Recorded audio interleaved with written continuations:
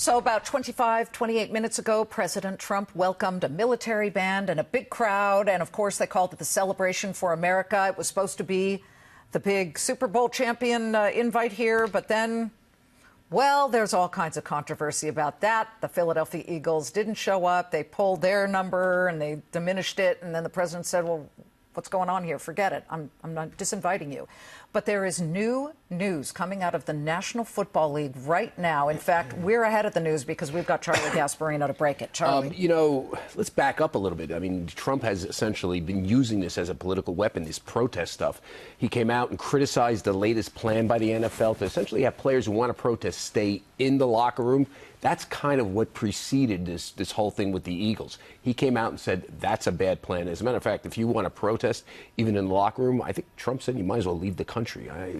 There was something, out of sight, yeah, even out of sight. Yes. The NFL probably thought they were coming up with a compromise. Right, and they no thought, kneeling on the field. And they thought they were getting out of this issue. Now, this issue is not just a cultural issue. This is a business issue for the NFL. And I will say this. Trump has their number on it. They know it. The typical NFL fan is essentially correlates very well to the typical Trump voter. White male, certain income level, under $100,000 a year, skewing military.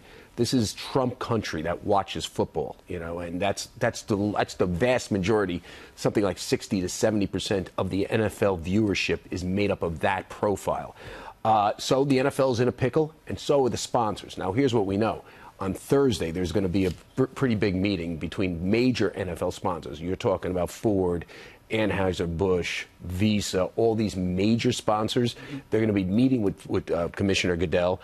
It's their annual meeting, but the subtext of this annual meeting, which is usually a rah-rah thing, is going to be this issue and how this player protest issue, which the NFL is trying to thread the needle on, how it's affecting fan reaction. A lot of fans still don't like, and football fans still don't like the policy, and whether that policy essentially reverberates and impacts the brands of these big companies. PepsiCo is another one. So that's what's going on. They're trying to figure out, how do we address this? Because the controversy isn't going away. And I will tell you this, the NFL confirms to Fox Business that the league has worked with the sponsors to try to develop this policy, this sort of middle of the road. It's not even middle. I actually think it's a pretty legitimate policy.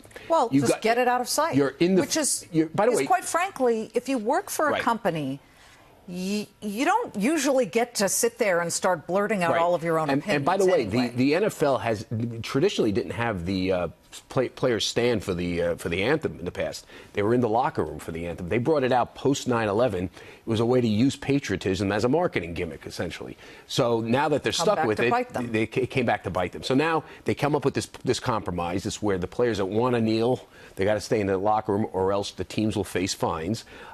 Trump still attacks them. So this is very much an issue in flux. The NFL is grappling with how to deal with it because its sponsors are worried about the blowback effect. And I will tell you this, major NFL sponsors will be at this thing. Visa, Anheuser-Busch is going to send its U.S. unit president, Michelle Doukeris. I don't know if I said that right, but he runs the U.S. unit of Anheuser-Busch.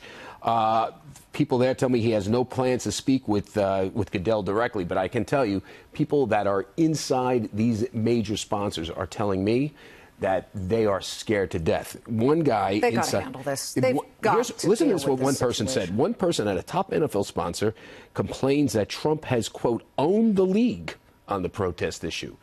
And Trump is telling associates, I know this, that he ain't letting up. He sees this as a viable political issue for his base that he can clearly win. Listen, Donald Trump, comes across, volatile and at times crazy on a lot of issues. But he does have this one pretty much nailed. I mean, if you're going to tell me, if you look at the typical NFL fan, they don't like any protest during the national anthem. He's got the league where he wants them.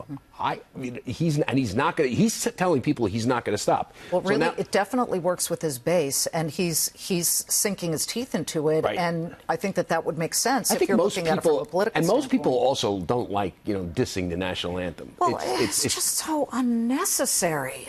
There are many other ways to sort of some would say, many other ways Protest. for you to protest. And now that said, what many of these people feel is a very legitimate issue right. for them. And that said, what are they doing that? I mean, personally, I don't have a problem with it because I don't think they're doing anything that overtly. I mean, they're not giving the middle finger. You know what I'm saying? They're kneeling. Some people perceive it to be. It's a kneel. It's not. I guess in the end, America and quite frankly us too, because we're talking about it, paying way more attention to people kneeling at a football game than to many other issues that are more important to this country. Yes, but Trump is going to use it as a political issue. He thinks it works. The NFL knows and their sponsors, people like Anheuser-Busch, they're freaked out because they know it could hurt their brand whenever he does this. He's got a winning issue on this. And I'll tell you, Thursday is going to be a good day to talk. I'm probably going to go, stand outside the meeting. Good. It's right down the block in New York City. I'm sure they'll be thrilled to see you. They'll be running. Here, open the door, Charlie. They'll be like coming in the back door when they see me. No. But anyway, that's Charlie, thank you.